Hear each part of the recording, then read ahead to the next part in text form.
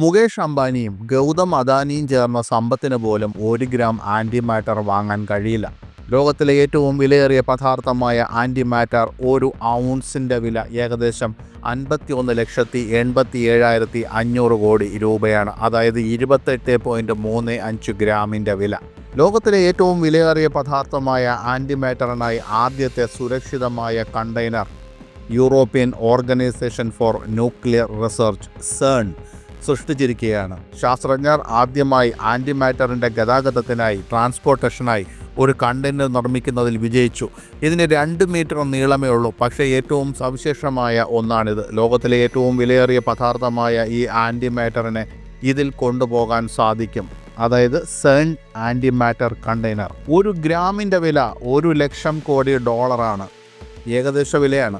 ഇത്രയും വിലയുള്ള സ്ഥിതിക്ക് നമുക്കിതിൻ്റെ 1 ഗ്രാം ഉണ്ടാക്കിയെടുക്കാനൊന്നും പറ്റില്ല. അങ്ങനെ നിങ്ങൾ വിചാരിക്കുന്നെങ്കിൽ തെറ്റിപ്പോയി.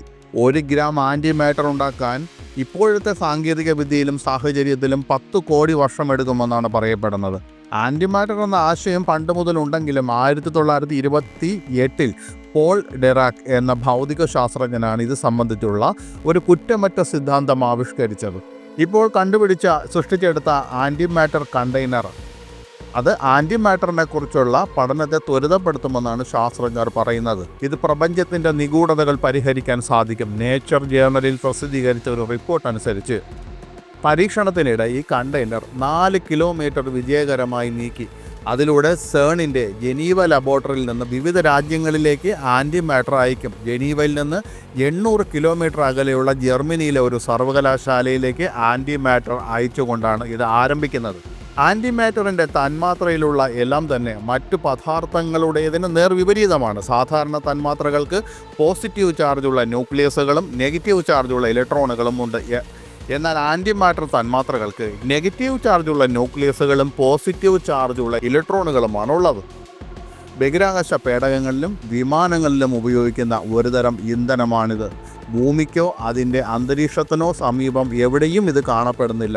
ഇത് ലാബിൽ തയ്യാറാക്കിയതാണ്. ഇതുവരെ ലോകത്ത് 10 നാനോഗ്രാം ആൻറ്റിമാറ്റർ മാത്രമേ നിർമ്മിച്ചിട്ടുള്ളൂ. ആണവായുധങ്ങൾ നിർമ്മിക്കാനും ഇത് ഉപയോഗിക്കുന്നു. വളരെ ശ്രദ്ധേയമായ ഒരു ശാസ്ത്രീയ മുന്നേറ്റമാണ് ഇപ്പോൾ സംഭവിച്ചിരിക്കുന്നത്. അതായത് ആൻറ്റിമാറ്ററിൻ്റെ ട്രാൻസ്പോർട്ടേഷനായുള്ള കണ്ടെയ്നർ സൃഷ്ടിച്ചത്. ഇത്രയും വിലപ്പെട്ടതായ ഒരു വസ്തുവായ ആൻറ്റിമാറ്ററിൻ്റെ സുരക്ഷിതമായ ട്രാൻസ്പോർട്ടേഷനായി CERN ഒരു കണ്ടെയ്നർ വികസിപ്പിച്ചെടുത്തത് വളരെ ശ്രദ്ധേയമായ ഒരു ശാസ്ത്ര മുന്നേറ്റമാണ്. ഈ മുന്നേറ്റം ഭൗതിക ശാസ്ത്രത്തിലും പ്രപഞ്ചശാസ്ത്രത്തിലും പുതിയ സാധ്യതകൾ തുറക്കുക മാത്രമല്ല, ഭാവി ഗവേഷണത്തിനായി അന്താരാഷ്ട്ര ശാസ്ത്ര സമൂഹത്തിന് സുപ്രധാന സംഭാവനകൾ നൽകുകയും ചെയ്തു.